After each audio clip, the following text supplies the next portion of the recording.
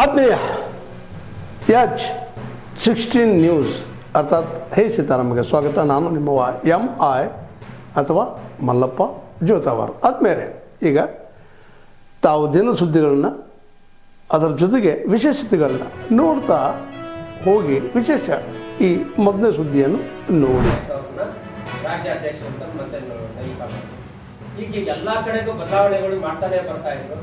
ನಾವು ಸಾಕಷ್ಟು ಹೋರಾಟಗಳನ್ನ ಮಾಡ್ಕೊಂತ ಬಂದು ಒಂದು ಕಡೆ ಪಕ್ಷ ನಮ್ಮ ಭಾಗಗಳಲ್ಲಿ ರಾಜಾಜಿನಗರದಲ್ಲಿ, ಬೆಂಗಳೂರಲ್ಲಿ ರಾಜಾಜಿನಗರದಲ್ಲಿ ನಾವು ಜನರಲ್ ಕ್ಯಾಟಗರಿಗೆ ಬರೋದ್ರಿಂದ ನಮ್ಗೆ ಅಲ್ಲಿ ಸ್ಥಳೀಯ ನಗರ ಪಾಲಿಕೆ ಚುನಾವಣೆಗಳಲ್ಲಿ ಸ್ಪರ್ಧೆ ಮಾಡೋದಕ್ಕೆ 83ರಿಂದ 52 ಜನರಲ್ ಕ್ಯಾಟಗರಿ ಆಗಲಿಲ್ಲ.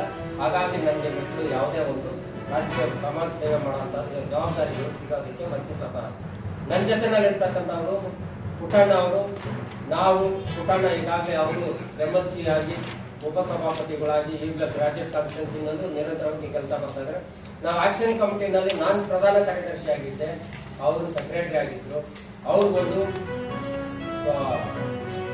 ವಾರ್ಡ್ ಅನ್ನೋದು ಸಿಕ್ತು, ಅವ್ರು ಬೆಳ್ಕೊಂಡು ನಾವು ಏನು ಯಾವುದೇ ಪಕ್ಷದಲ್ಲಿ ನಾವು ಹೋರಾಟಗಳನ್ನ ಮಾಡ್ಕೊಂತ ಬಂದಂತ ಸಮಯದಲ್ಲಿ ನಮ್ಮನ್ನ ಗುರುತಿಸಿ ಡಿಫಾರ್ಮ್ ಮಾಡೋ ಕಾಲ ಹೊರಟೋಗ್ಬಿಟ್ಟೆ.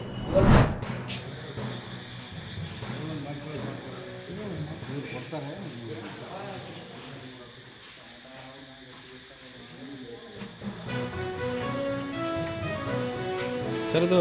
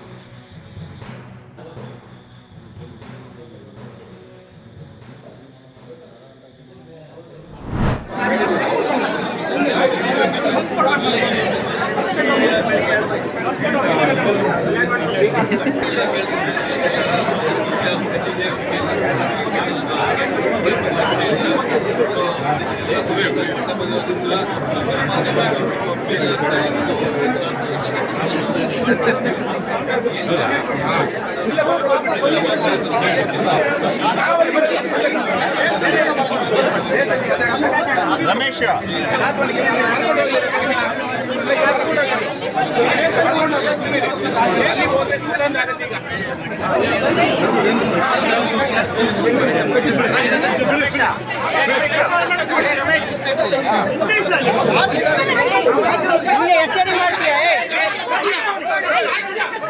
ಎಷ್ಟೇನೆ ಮಾಡ್ತೀಯ ಕೇಳೋ 2047ಕ್ಕೆ 26-27ನೇ ಸಾಲಿನ ನಮ್ಮ ಕೇಂದ್ರ ಸರ್ಕಾರದ ಬಡ್ಜೆಟ್ಟು ದೇಶದ ಅಭಿವೃದ್ಧಿಗೆ ಒಂದು ಮುನ್ಸೂಚನೆ.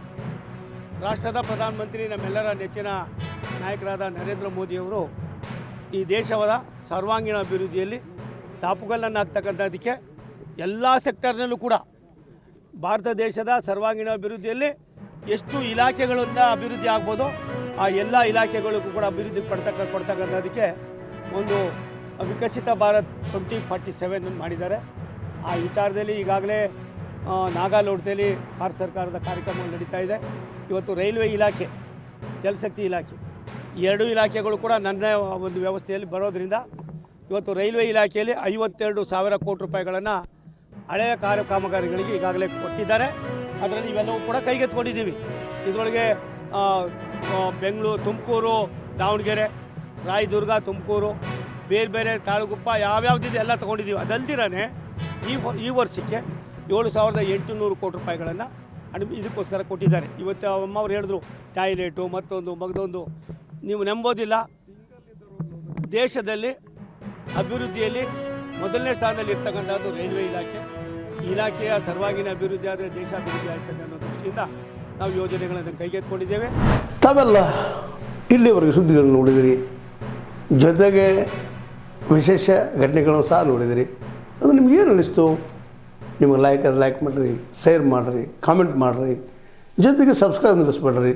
H16 ನ್ಯೂಸ್ ಅರ್ಥಾತ್ ಸಿದ್ದರಾಮಯ್ಯ ಸತ್ಯದ ಕೈಗನ್ನಡಿ ವಂದನೆಗಳು.